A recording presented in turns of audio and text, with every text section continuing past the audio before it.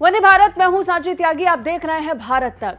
रक्षा क्षेत्र में भारत को और संपन्न बनाने के लिए और सुरक्षात्मक पहलुओं पर नजर बनाने के लिए भारत सरकार लगातार काम कर रही है। अब इसी कड़ी में रक्षा मंत्रालय द्वारा एक बड़ा फैसला लिया गया।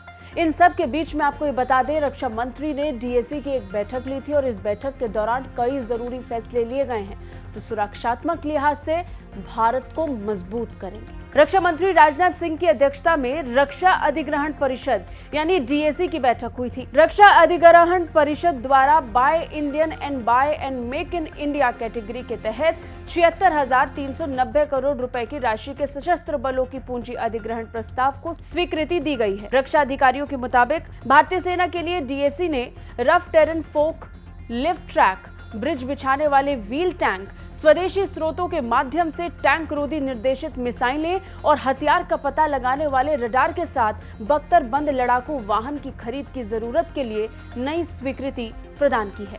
अधिकारियों के मुताबिक भारतीय नौसेना के लिए डीएसी ने 36,000 करोड़ रुपए की अनुमानित लागत पर अगली पीढ़ी के कॉर्वेट यानी एनजीसी की खरीद के लिए जरूरी स्वीकृति दे दी है। इन एनजीसी का निर्माण भारतीय नौसेना के नए इन हाउस डिजाइन के आधार पर निर्माण के लिए नवीनतम तकनीक का उपयोग करने वाली। उन्होंने बताया कि डीएसी ने हिंदुस्तान एरोनॉटिक्स लिमिटेड द्वारा डोनियर एयरक्राफ्ट और SU-30 MKI एरो इंजन के निर्माण के लिए विशेष स्वदेशीकरण बढ़ाने पर ध्यान केंद्रित किया है। रक्षा मंत्रालय की ओर से जारी किए गए एक बयान के मुताबिक डीएसी ने स्वदेशीकरण को बढ़ाने पर ध्यान देने के साथ हिंदुस्तान एरोनॉटिक्स लिमिटेड यानी हाल द्वारा डोनियर विमान और सुखोई 30 MKI एरो इंजन के निर्माण के प्रस्ताव को भी मंजूरी दी है।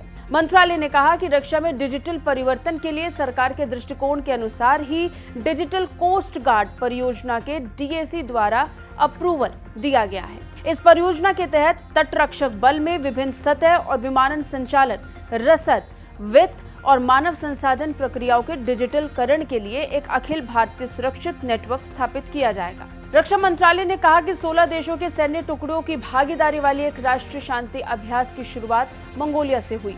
मंगोलियाई राष्ट्रपति उखनागेन खुरेलसुख ने मंगोलिया में एक प्रभावशाली समारोह में अभ्यास का उद्घाटन भी किया।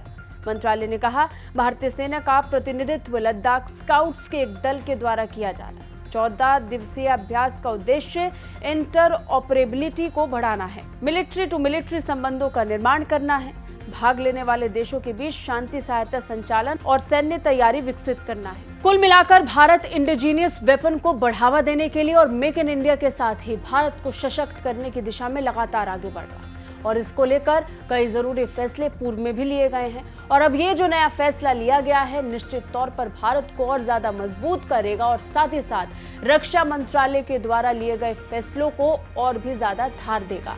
कैसी लगी रिपोर्ट कमेंट करके जरूर बताइए। बाकी रक्षा और विदेश मामलों से अपडेट रहने के लिए देखते रहिए भारत तक। जय हिंद।